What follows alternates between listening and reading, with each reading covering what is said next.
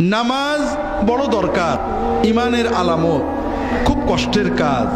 রোজা কষ্টের কাজ, যাকাত দেওয়া, নিজের হালাল উপার্জনের টাকা মানুষকে দিয়ে দেওয়া খুবই কষ্টের কাজ। তবে সবচেয়ে বড় কষ্ট ভাইরা, আল্লাহর দিকে তাকিয়ে ইমানের দাবিতে নিজের রাগ কন্ট্রোল করা, নিজের অহংকার রোধ করা, নিজের নফসকে নিয়ন্ত্রণ করা, এর চেয়ে কঠিন আর কিছু নেই। কথা বুঝতে পারেননি?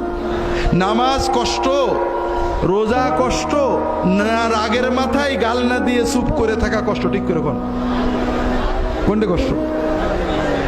সকাল থেকে সন্ধ্যা পর্যন্ত মুসলমান 17 ঘন্টা 16 ঘন্টা 15 ঘন্টা না খেয়ে না পান করে ক্ষুধা পিপাসায় বুকের ছাতি ফাটিয়ে রোজা রাখে না?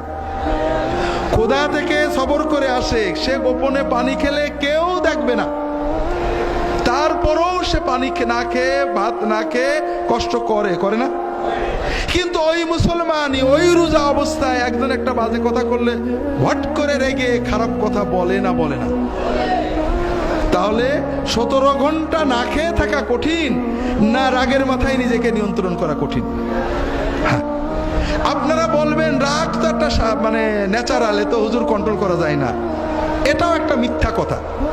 আপনি প্রচন্ড রেগেছেন, একজন রিক্সাওয়ালা আপনার পায়ের উপর চাকা তুলে দিয়েছে বা আপনার জামা ছিঁড়ে দিয়েছে, একজন গরিব মানুষ বাজে কথা বলেছে, একটা ফকির আপনার ধাক্কা দিয়েছে, আপনি যাচ্ছিলেন মসজিদ থেকে বেরিয়ে একটা ফকির জামা ধরে টান দিয়েছে, আপনি রেগে চোখ লাল করে তাকিয়েছেন, ঘুষি দেবেন বা রাগ করবেন। এমন সময় দেখেন আপনার পাশেই এমপি সাহেব দাঁড়িয়েছে, আপনাকে ডাক দিয়েছে, আপনার রাগ কি থাকবে?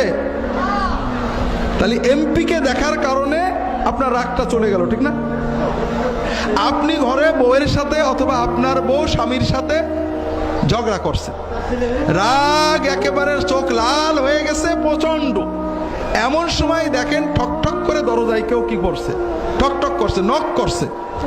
আপনি রাগে চোখ ফুলিয়ে কে বিরক্ত করে এই অসময়ে দরজা খুললেন, দরজা খুলে দেখেন আপনার বস দাঁড়িয়ে আছে, রাগ তো থাকবে? রাগ থাকবে তো? থাকবে না। আপনি ঝগড়া করছেন আপনার বউয়ের সাথে, স্বামীর সাথে, অথবা বন্ধুর সাথে, অথবা আপনার কোনো অধীনস্থ একেবারে রেগে চোখ লাল হয়ে গেছে, যা তা গাল দিচ্ছেন, মোবাইল বেজে উঠলো, মোবাইল মনে হলো ফেলে দেবো, তাকাই দেখি প্রধানমন্ত্রী দপ্তর থেকে ফোন করেছে।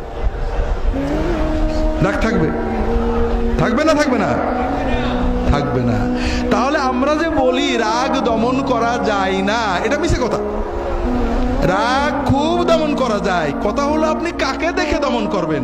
এমপিকে দেখে, বসকে দেখে, প্রধানমন্ত্রীর দপ্তরের মোবাইল দেখে, নাকি আল্লাহকে দেখে রাগ বন্ধ করবেন? এইটা হলো ঈমান।